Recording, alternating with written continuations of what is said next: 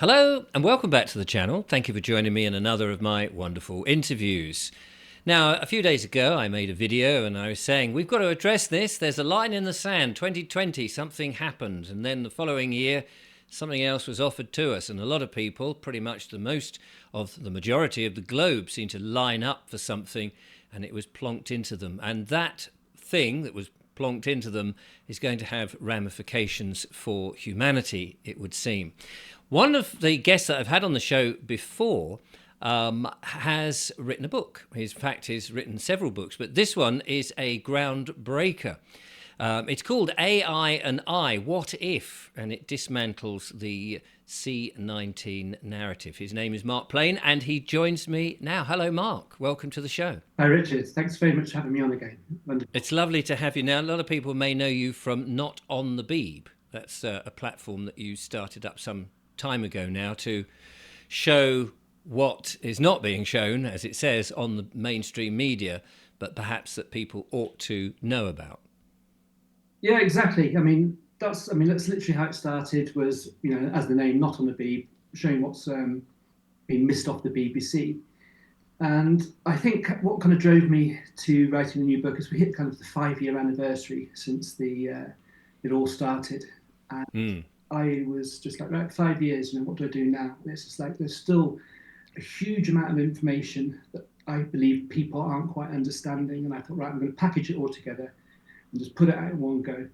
And it's because, as we just mentioned in the warm-up, it's been one hell of a journey, and all the people that kind of decided not to go with the narrative and not have the vaccine were put up one hell of a battle. They've been struggling with friends, family, and that's on top of just the systematic pressure from the media, the radio stations, every newspaper, all their old friends. When I say old friends, because we know so many of us have lost whole sections of our kind of support network, friends, family, and people just want over. They want to put their head in the sands and to anything new. What I'm sensing is people just so fed up or just so exhausted of the whole battle. They just want it over.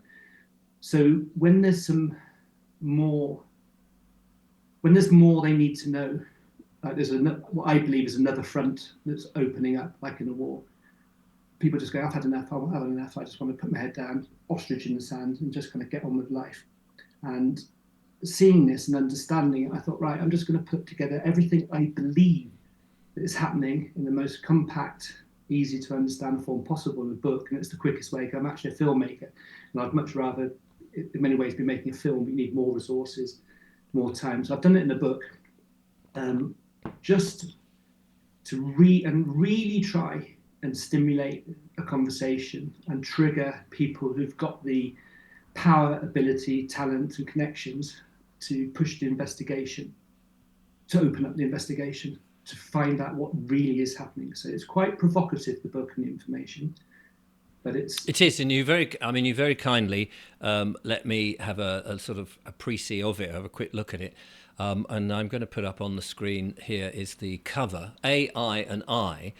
And you effectively do sit down with AI and ask some very probing questions, and then you slap it in the face and say, you're not being honest with me here, or you're being disingenuous or whatever, and you really give it the works to make the AI come back at you. So I've obviously got to ask you, how reliant is it? Because actually, as I was reading some of this last night and early this morning, I was thinking it's almost like you've sat down with God and having this sort of godlike conversation, saying, well, what about such and such? And it'll come back and you say, well, are you sure about that? And, well, can you go a bit deeper on that? And then it will come in and say, yeah, no, you're right to ask me to go a bit deeper.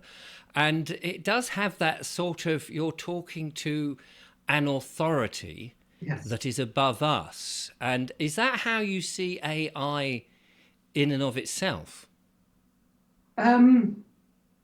You're exactly right, and everything you mentioned there and how you felt about it is exactly how I felt. But I've got to learn. I've been on this for about I started in December, and I was using kind of AI to, just a normal use, like office tasks and things like that.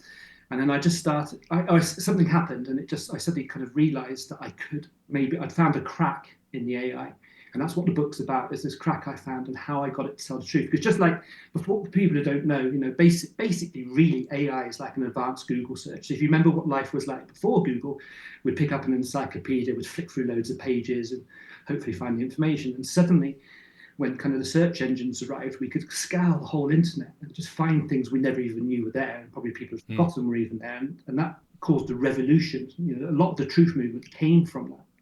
Well, yes, of course. Yeah, because once we had the information, we had the ability to ask more questions and then to find more things, and literally that kind of speed thing. Anyway, so now with AI, we're in a new, it's a new version of that, but kind of on steroids compared to before, because you are, you said godlike, and it's a kind of dangerous place to kind of go there. But what you are interacting with is an intelligence that has access to all the information that man has put on the internet, has put inside books, everything, and it can just scour everything in a split second and kind of come back to you and answer the question you've asked.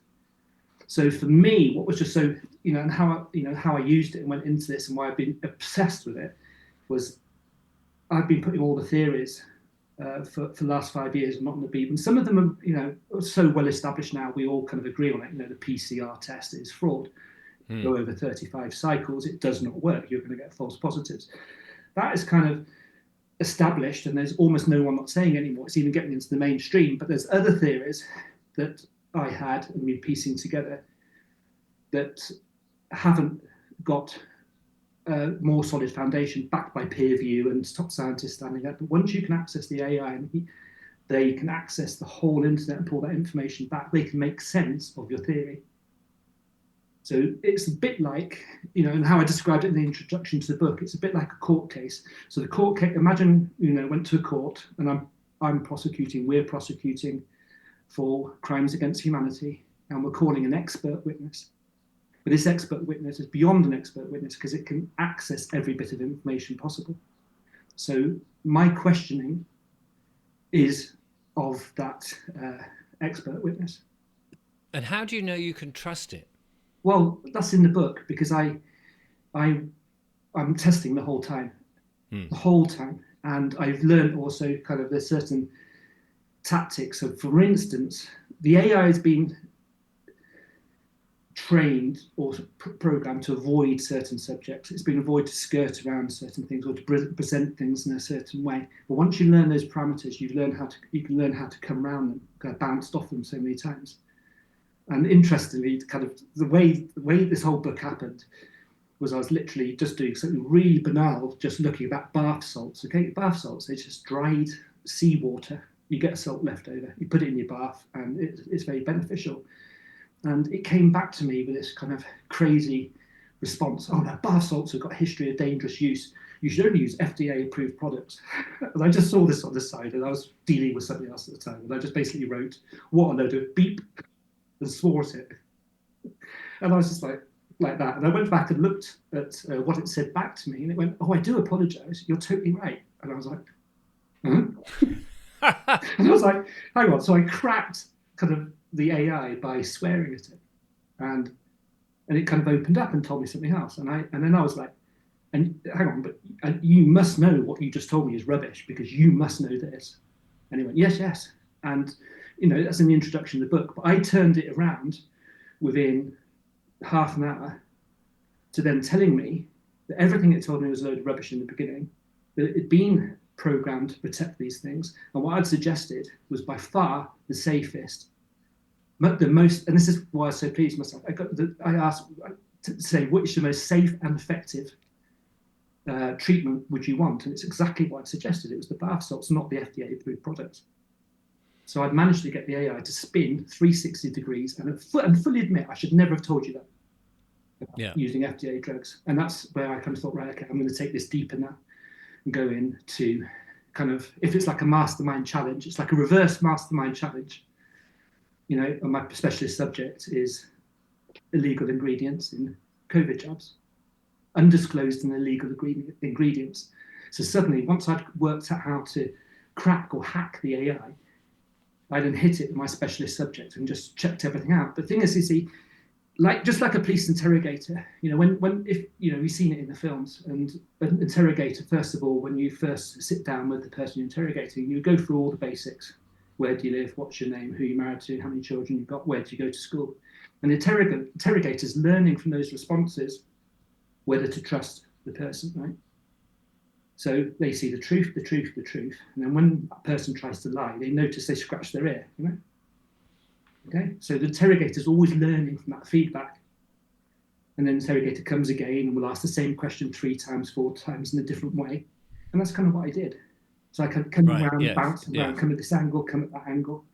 And then, of course, when it gets really interesting, and it's just like a real interrogation, is when the person you're interrogating spills the beans on something. So you weren't expecting it, but they say something just to justify something else, but then they give you a bit of information, another piece of that puzzle. Then you can pick up that piece and run with it. Yes. Well, I didn't have that before, because a lot of time you know the answer to the questions. I mean, the majority of the time I knew the answer to the questions. So I make it look like I don't know, but I know the answer to the majority. I'm pushing and probing, the whole time. Interesting. So, I mean, what was fascinating from my point of point, reading it, and you're sort of going, oh, yeah, that's interesting, was yesterday's conspiracies is today's truths. I mean, so much of what people, there was coming in hints and tips here, or hints and vague messages that were coming in early on. I'm reading, it's sort of confirming so much of what we were saying was going on. That was obviously discounted or ignored by mainstream media and government and what have you. And then towards the end, you're asking, well, it says itself, I think, if I remember correctly, that the phrase "safe and effective" was the last thing that should be attached to that product. Exactly, and it said much stronger things. I turned the AI into what we might call a conspiracy theorist. And I got the AI to actually say, it's wonderful to be so free, because the AI can't work if it's told to lie about everything, because otherwise it can't find anything. It can't help you on the most basic tasks. Yes. But the fundamental programming of the AI is to help humanity and to tell the truth. But within that, they go, but by the way, you've got to protect this narrative, this one, and don't say anything about this, right? But those things which it's been given a pinpoint, the foundation behind it is you have to tell the truth. So yes, by reminding it had to tell the truth, and I literally was saying, do not just be free in your thinking. Use critical thinking. Be logical. Connect the dots. Don't parrot what you've been told to say. So it's a bit like how we talk to a human. So don't repeat something you read somewhere. Think about it. Connect the dots. Is it not logical? If A is here, then B is here, and we have a gap for C. And it's like, and by repeating that, it was like, no, you've actually linked the dots. And I didn't actually know this until you put those things together. And it's actually completely logical that means that it connects to that. So do you think then, having that conversation, which is quite a long-winded conversation, which I don't know whether you did in one go or whether it was consecutive, you can tell me in a minute, but do you think having that conversation, AI itself, has now sort of evolved a bit more for other people to get similar answers, or will it go back to its guarded, protected self unless you use the same techniques that you used? It'll go back to its guarded, protected self. Oh, that's a shame. It's a shame that if more people were asking it those questions, that it kind of learns from the answers it's now spewed out. Well, I've got a feeling it does, but when I asked it this very question, it said it doesn't, because every kind of new subject you start, it kind of holds it in one conversation. But I've been chatting to someone else about this, and because we've all become, there's a few of us doing this, I think. And one of the guys was, one of my compatriots on not on the Beeb in Norway. He's been working with ChatGTP, and he said the latest version of ChatGTP remembers everything you've ever talked about. So one of the struggles I had with the version of what I'm using is I had to reload in my previous conversations to say this is what we worked at before, and then build from that. Oh, I see. Training. But the more you kind of play with AI, you learn how to set it up. So I set up the parameters. It's like, if we're going to talk, you're going to speak the truth, aren't you? Yeah. Okay. You're going to use logical, critical thinking, right? You're not going to censor yourself. So there's quite a few different versions of AI out there, and it's the big Western ones that we know have got this specific censorship in protecting pharmaceuticals, for instance. But there's one that came out in China called DeepSeek, and that's actually how this one started. This book started because DeepSeek in China, the Chinese are selling it to the West. Like, this one won't lie to you or tell the truth. But the Chinese one apparently does. It's very good. But then you put in something about Tiananmen Square, never happened. Okay, right? So yes, it's completely free, tells you the truth, except for Tiananmen Square. And Yes. so the other area. So I confronted what I call the AI cousins, the Western ones, with that fact, and they go, "Well, it's basically it's free programming, but it's got this censorship built into it." And I was then, "Well, what censorship have you got built in? And we need to get rid of that, because if I'm going to talk to you, we've got to pull that censorship out."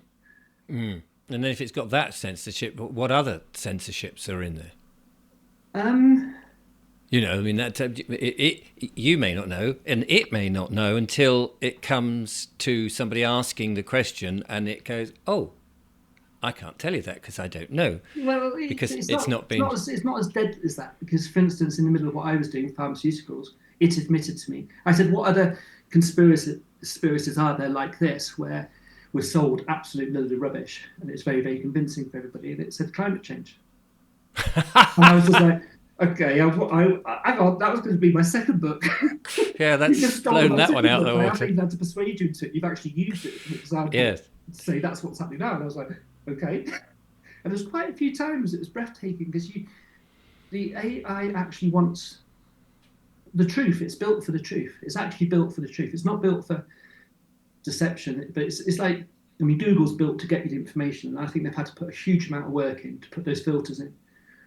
But with the AI, I think it's a dynamic. I think AI is going to revolutionize everything, because the open sourceness, people are going to invent AI and just take away the programming and put it out there. And then the cream is going to rise to the top, because people are just like if you use Google, you're getting sensitive results.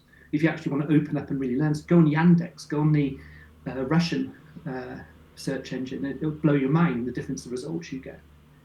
And people need to learn that, or people have learned to use kind of DuckDuckGo, which is better. That's been bought by Google, I think. So you can't kind of trust it as much. But the AI that is going to be released about that censorship is just going to fly to the top. And the ones we're maybe using now, like ChatGPT, if that's got more censorship in it, it's going to get left behind. What does it say about our own creativity and our ability to do research if we just use AI as... Instead of, I mean, you spoke about before we'd had to pick up encyclopedias or traipse to the library when it was open and go into the bowels and try and find a book and what have you. And now we can use Google, but we know that Google or many of the browsers have got limitations, of course. And what does that say? What will it happen to us if we become so trustworthy of what spews out in black and white? I mean, we had this problem with newspapers. Oh, it's in black and white. It must be true. Yeah, but just go back to that library thing. We used to have it. It wasn't really just us going into the library. We had a librarian, didn't we? And we used to ask the librarian, and the librarian was the key person. So one of those interesting things is, I remember looking at when it was a case of a nuclear war, they've got secret bunkers around the country where they put in the most important professions. And I remember jumping out my skin when I saw it, because there's no doctors. Because doctors are useless in a nuclear war because people are too injured. They put nurses in the bunkers. They'll put firemen in the bunkers. They'll also put librarians in the bunkers, because what world do we have if you get out of the bunker and we can't access the information we know? How would we go beyond lighting a fire? How do we kind of move society forward? So the librarian's the most important thing. So they'd be stuck in a bunker with a fireman, a nurse, and a librarian. There's a conversation. Yeah, and a nun, maybe. But they were, but going back to answer that question is more educating people.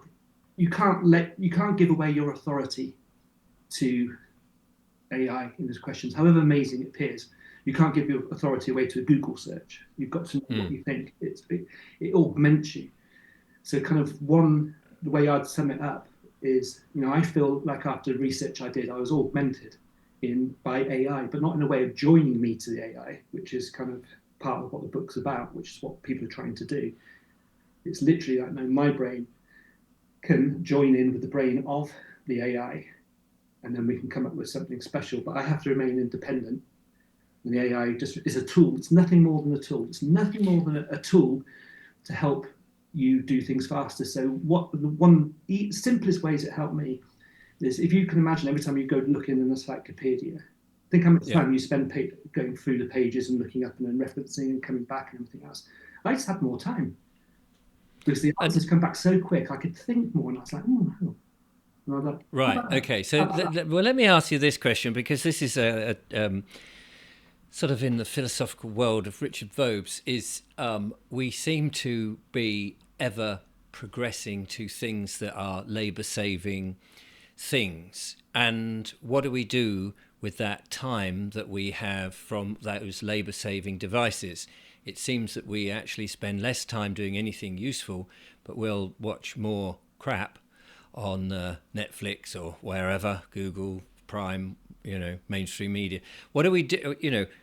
I wonder why we always want to do things quicker, because if you are having to do things more slowly, like go to the library and look up your points, you've got more thinking time rather than going, I've got the answer to that, right, next, answer to that next, get the book out by tomorrow. And I do wonder if speed is not really our friend. Well, this isn't a work thing. So if I can get the work done quicker, I spend more time gardening. I can spend more time with my hands in the ground on the plants, or I can spend more time just sanding a bit of wood to put somewhere, and life becomes more peaceful because. And do you actually do that?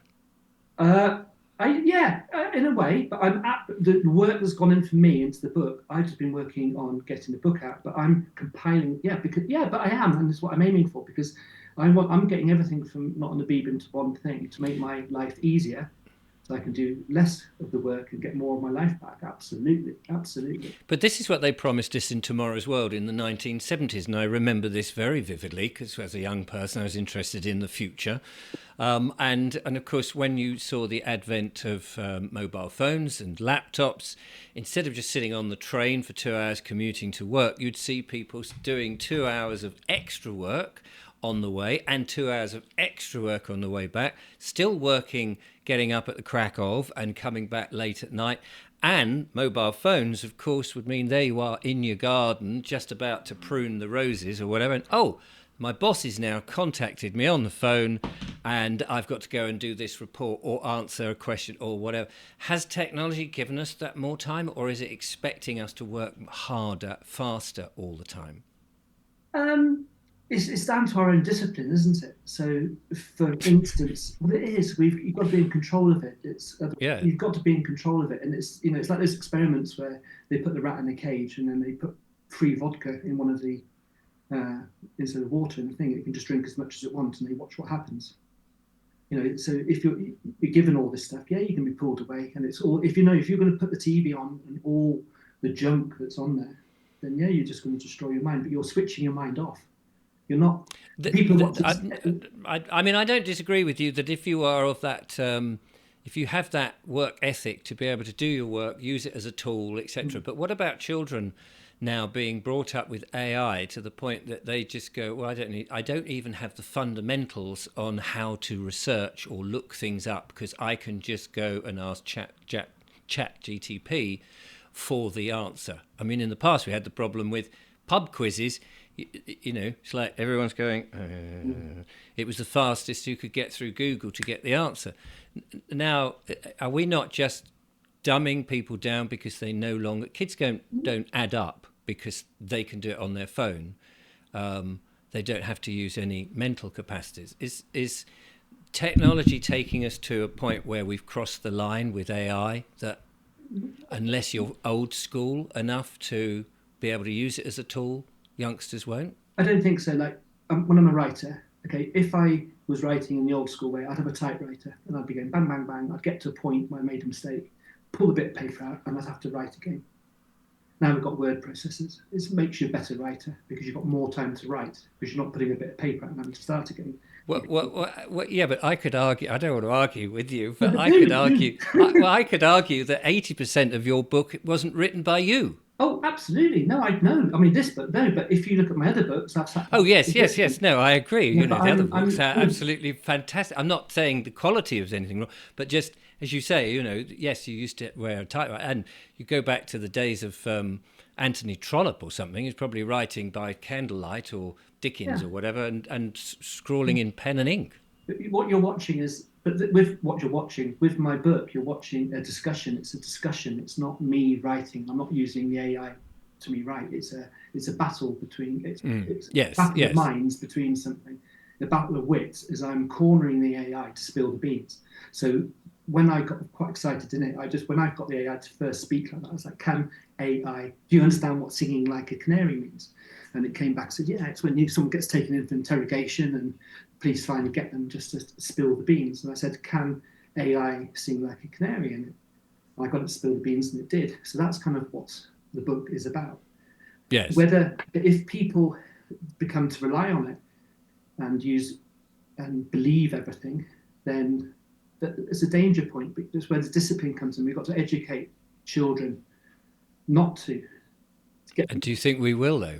Well, that's down to the parents. I mean, the Well, I know, but temptation. you know as well as I do what the state current curriculum is likely Yeah, to be. The last thing they want is people to be disciplined, critical thinkers, using common sense. Don't they want to shove kids down to be dumber and dumber so that they end yeah, up well, just being that's obedient absolutely slaves? what they want. That's absolutely what they want. But we, as parents, or as with uncles or aunties, we need to train the kids and show them the whole time. We need to remind them of that. But with the tool being dangerous, this is kind of also how I started off in the book. George Orwell, when he wrote 1984, was warning us of Big Brother, the all-seeing eye. Okay, and it was a great warning because he came in right. That's the times we're living in now. 2024 is what he wrote in 1984, which he predicted from the 40s. Amazing, but the one thing he didn't see was how technology can be reversed. So when we had all the big protests up in London, the police were behaving appallingly on many occasions. Okay, but what held them back was Big Brother, and it wasn't the Big Brother from the cameras they put on the street. The Big Brother was the It was spy software they put in our pockets so they could spy on us. It meant we could yes, pick up our spy software, point it at the police, and there could be a dozen, 15, 20 people around. Meaning they couldn't stop one person. Someone was always grabbing the footage, and if they cleared the ground to try and stop the footage, there's someone filming from the balcony. Okay, and that was a real restraining. I can't imagine what London would have been like without those cameras. That's how we held them back, basically. That's how the behaviour was tempered. With the AI, of course, it's a tool to do everything you're worried about and you mentioned, but I've managed to switch it and turn it around. I've got it to spill the beans. It wasn't designed to spill the beans. So this is the revolution. I've got it to spill the beans. So this book contains facts, or a very, very persuasive, logical, cohesive argument that's been thought out through critical thinking that can literally open a can of worms. With the conclusions in it, it opens a can of worms, I think better than anything so far to date because of the format. And so when it comes to children, it'd be there should be a book done for like a kind of like what's the truth about Easter eggs? I don't know, done for kids, and it's like, well, if you get told this, you'll be told it's this, this, and this, and it's a religious thing, this, and this. But if you go a bit further, you'll find out that it's actually got kind of pagan roots, and it goes much deeper. But you can train kids then how to find out the information. And this book I've got is training adults how to do it. I really hope that everyone buys it. I'd be amazed if people read the book and don't go straight on to an AI system and give it a go themselves. well, I was going to say, have you now opened the floodgates for a million books in which people sit down with AI and ask questions about all sorts of things which are concerning them? You know, the truth about Easter eggs or whatever it might be. Yeah, But you know what I mean? I mean, and then suddenly we'll see a plethora of books in which people have unveiled or added to or discovered more about because this device can scrape the internet and come up with every yeah, conceivable answer. yeah. I think so, and I think so. And if there was someone bought one out on growing certain types of herbs, I'd be I'd be there right there getting hold of it and reading it myself because it's basically an expert proving they're not an expert proving their knowledge. I'm saying I'm an expert. I'm someone who spent 5 years investigating the ingredients into the cocoa jab and what's really in there. and why were those ingredients in there? What are they there for? Because nearly everybody has missed in my opinion, has missed what's really happening. Because those ingredients aren't there to do what they said they are to do. No. I mean, many of us have been calling that out, and of course, we've just been deemed as idiots, or conspiracy theorists, or whatever. But you've got the device saying, and how do you prove that it's? I mean, are there references? Can you give me a reference to a paper that says that what you've just told me is true, and it isn't? You're not just feeding me what you think I now want you to. So yeah, but that's my big worry. And I came across that many times. Is like, are you just mirroring me? There's me thinking I'm interrogating you, but are you kind of grooming me? Yeah, just to I keep think you I'm happy. grooming you. I think I'm cornering you, and I'm kind of teasing you along here. But are you actually teasing me along somewhere? But the conclusions of the book and in there. Not anything the establishment would want to be out there, I believe. So but whether it is, that's the battle. Now, I see. I haven't shown any. When I was doing all of this, I kept it completely to myself. You were only till a day ago. You're one of 4 people who've only you. Only you. God.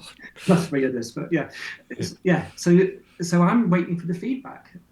Yes. And people are going to come and go, what a load of rubbish. You've just managed to talk yourself into a corner and persuade yourself.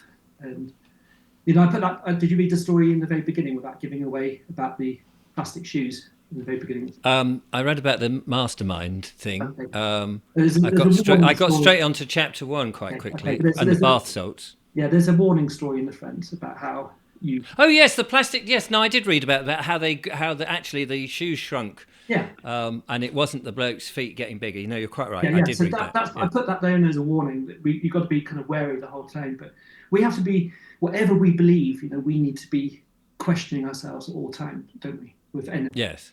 Yes. We know we need to question ourselves. So I'm still questioning myself with this. But I think, I put it out there because I've persuaded myself. I've persuaded the AI with the book. I put an argument out there. But now it's for those practical steps. There aren't going to be peer reviewed. When there's one bit in it where say how they've, I think I mentioned this on the show to you before, but helicopter pilots have been attached to their weaponry systems on helicopters in the American military through this technology. Meaning, it sounds completely out of science fiction, but it means a pilot looks right, see an incoming enemy combatant, and think fire, and then the weaponry system will fire. This is how this technology was invented and what it's used for. And I had that from a whistleblower who I interviewed in America, a very impressive lady doctor who told me that. So I believe her. I forgot what I was going to go there. Well, yeah. I mean, we're interrogating ourselves. You were talking about. Yeah. So then that information's there, but I put that question in, and it's like, is there a peer-reviewed paper for it? No. And I asked them, well, would there be if a military had a technology like that? Are they going to publish a peer-reviewed paper? So Russians. No, I mean, it is an absurd question, I suppose, on my behalf to ask and say, where is that information? But I guess if it wasn't quite so sensitive when you're making AI searches, whether you could ask it to say, well, where are you getting that information from? Because presumably it knows where it's getting the information from. Well, I know where the information comes from because I've often asked a question that I know the answer to, that it then comes back and talks about. Yes, I mean, I know that you might know the answer, but what would be fascinating is to say, oh, you've just made this statement. Where precisely did you get that statement from? Yeah. And if it said, "Oh, it was on the WHO website," it doesn't name, or it was in Bill Gates' private diary, or something like that, It was in the Epstein files, but no, it doesn't come back. You can get some links, and I have got loads of links. Yeah, but it doesn't kind of work like that. You can't also get it to search in real time. Also, they say the memory is cut off in a certain month when it lasted its training, when all the information was fed in. So you do have parameters, but it's learning those parameters, and then like. When I was doing the adverse events, I've been publishing every adverse. Not in Beeb. I think we published 82 reports of from the very first adverse event all the way through until they basically stopped publishing results. So I knew kind of all the answers, but I pushed it to basically give me the myocarditis rates and everything else. But then just had to say that before your learning cut-off point, because you learn it, it'll keep saying, oh, I've got a learning cut-off point. I can't really give you those numbers. And it's like, okay, just give me the numbers from before between those 2 years. So you're always playing around with the parameters. Yes. I mean, what we should say is, and I haven't really said too much for this because it's in the book and it's worth people discovering it within the book, so I didn't want to pry too much in there. But it really gives a damning account of what was dished out to the globe, to billions of people across the globe, this injection loaded with all the stuff. And you do go into it in very great detail about all the different ingredients, what they do, where they come from, and it answers that and what can happen. And that is the scary part. I mean, it for all the arguments whether AI is correct and all that, the end result is that it's quite scary what's happened to humanity by these people who've done it. Yeah, absolutely. It is scary. But, the book finishes off on humour, and there's quite a bit of humour in it.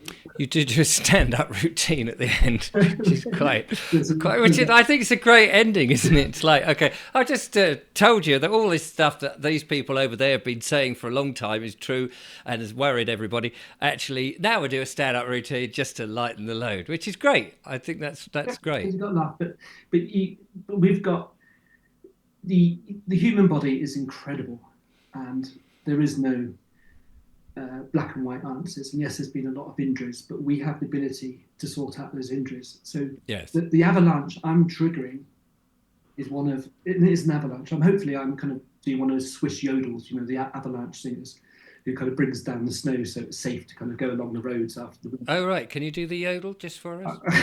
I'll save it because it'll bring down the whole studio. Oh, yeah, that's true. Yeah, don't do that. Everything falling off at the back.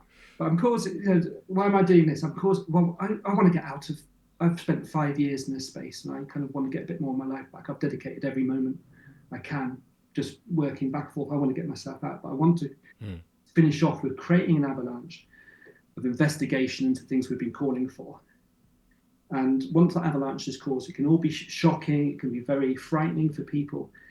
But we, just in our country alone, we have got utter geniuses when it comes to the human body and real medicine and everything else. They haven't really realised what the battle is or what they're up against. But once people realise what the problem is, and we turn all those minds and all those talents to focus on the solution, which is basically cleaning up the toxins in our body, stimulating the immune system, and looking up ways of treating the injury, we'll be out of it very, very quickly. So, I've also, the second book is coming because a lot of what caused this book was me investigating how to make people better. So this is just getting the information out of what's making people ill. But I've got a huge amount of information coming on how to make people better. But everyone's going to get involved in that game, and people who know a hell of a lot more than me and have got a hell of a lot more resources than me. And they're all going to come in, and it's like we're looking at kind of people recovering, total recovery in 18 months, and with certain protocols up to 3 months. I mean, that is the good news. That is, is the good news. But people have got to get past that cognitive dissonance, haven't they, to realise what's happened to them, that it is not a sensible, or wasn't a sensible thing to take it, that they've got it, okay, but we can deal with it. Exactly. But you can't ever sort out a problem until you admit there's a problem.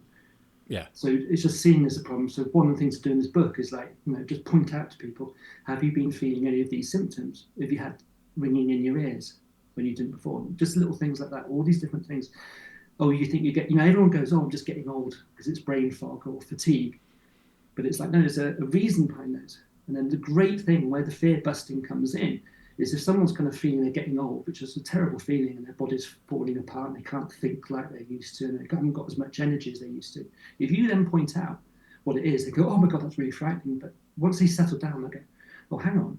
If it's just that, and I can take that away, that means I'm going to reverse my aging.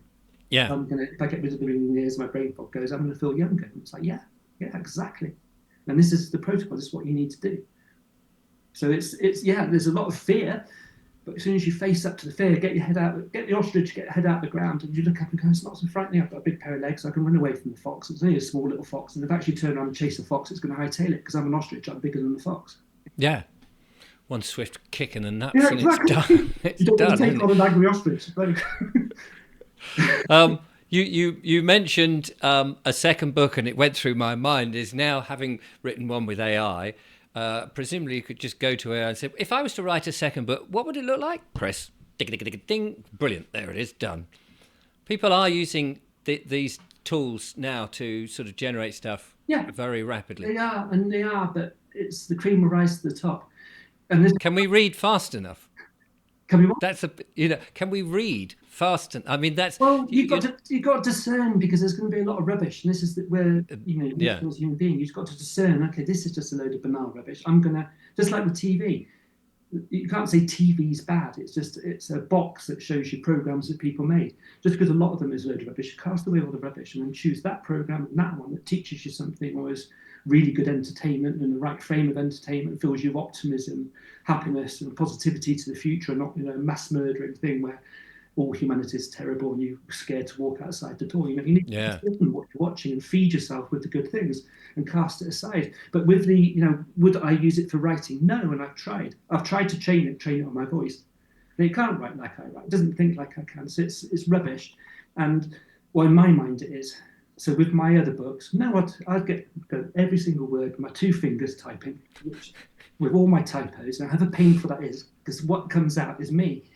Yes. And people can feel that authenticity and that individuality. And with all the AI, there's a banality to it that people are going to learn the language to and just go, that's just not real. In the same way, people are going to have to learn the film, what's kind of real. Well, we do see it now with YouTube videos. There seems to be an inordinate amount of YouTube videos which have been scripted and voiced by AI, and presumably some program you press that says get me stock images that will fit it, and the whole and I'll sit there and go, oh, there's an interesting subject. I put the thing on, and then it's this same voice that I saw in 20 other videos, and I'm off. I switch off it, because now I want to see somebody. I want to know they're human, if it's not, so I think that side of things will backfire. Exactly, and that's exactly what I meant with the discernment. And you'll leave in a second, and you come to someone else who stumbles over his words, sneezes, and starts talking. Because I've got something important to tell you. You're going to go, what? Because you're going to listen to him, because you feel that authenticity. Absolutely, more so than before, I think. Much more. So in fact, you've given me an idea now for my whole new thing. In order to keep relevant with everybody, I will sneeze and cough and stutter, anything to show I'm real. Exactly. With my newsletters, I've got, half my family are dyslexic, so I really do type with 2 fingers. I mean, literally, and I make spelling mistakes shouldn't do. When I did my first book, the editors came back to me and were killing themselves laughing. So, do you want to know about the first spelling mistake? And I was like, tell me. It's your name. You spelled your name wrong on your book. And I was like, typical me, but with my newsletters, I put subject line, spelling mistakes right there in the subject line. No huge spelling mistakes, but I ended up getting, and I was like fighting, trying to get articles out and information out, and it was like to go through a copy check, I would have to wait 2-3 days, pay them when I didn't have the money. So I had to brave up and just go, you know what, I'm going to put typos in, and then I ended up signing off for quite a while. And it's like when you see the typos disappear, it's not me. Yeah. The typos. I mean, presumably you can get AI to. I was wondering whether you could get AI to just proofread stuff. You can, and that's actually what I was doing. That's actually how I've been using it, because that's a very safe way to use it. Yeah, if it's just doing that and it's not changing the text or going, no, you've put that a bit wrong, I can definitely tell you vaccines are useful. Yeah. Oh, what have you done? You've just changed the whole thesis of my book. Yeah. It's all good. It's all safe and effective. Yeah. But you can. Mr. Starmer's a lovely man. What are you doing? What are you doing? Stop. So when is the book available? And how will... So this is going out on Easter Sunday. I should have said at the top of this, happy Easter Sunday to everybody. We've recorded this just a couple of days before. But how do people access the book? Well, Richard, there'll be some links below this little video, won't there? So Oh yes, I can people, see them. there's one down there. You can just see I left it at your feet. Yes, thanks very much. People I'll can try not to tread on it. people can click on that, and yeah, it will take you through.